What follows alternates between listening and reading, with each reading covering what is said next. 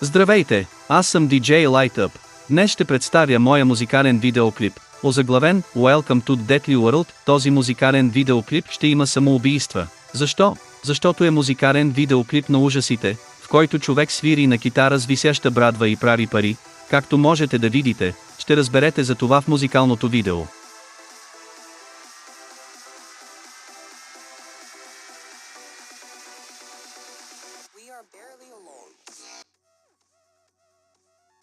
Сега ще говорят за китарата, на която този човек свири за първи път на електрическа китара с брадва. След това, което този човек успя да направи електрическа китара, той ще стане рок играч. На 30 декември 2011 година, когато приключиха снимките на музикалния клип с камера, хората са живи. Това не са истински самоубийства по време на снимките, те редактираха записите в музикалното видео и тогава беше направена много кръв и почти главата, ръката, стомаха и тъна бяха изгубени, затова самоубийството в музикалното видео. Тогава хората вече се бяха прибрали, наскоро искаха да видят това музикално видео в YouTube, но нямаха време за това сега, така че решихме да заснемем музикалното видео до парка.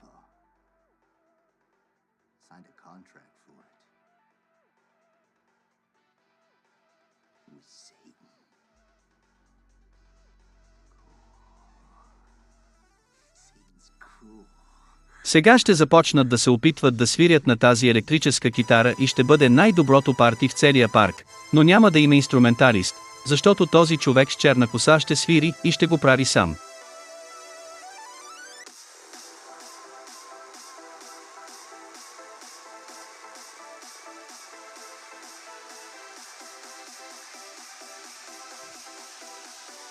Той ще играе за 3, 2, 1 и ние играем.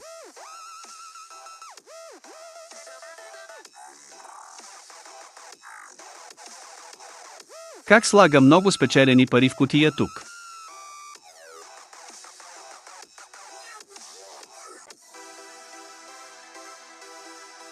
Добре, вече започва. Брадва лети и убива хора. По дяволите, това е невероятно. Бях изненадан как са монтирали музикалното видео по този начин.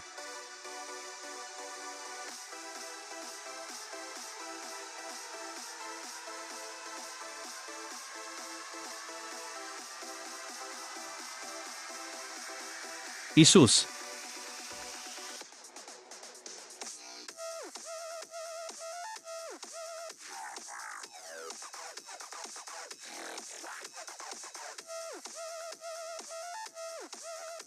Мамка му, момиченцето загуби 2 ръце, сега е наистина страшно.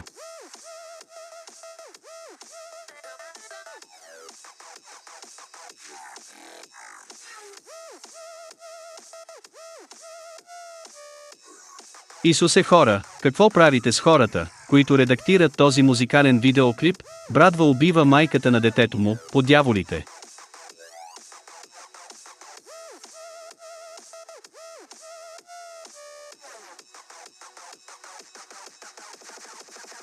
За какво става въпрос?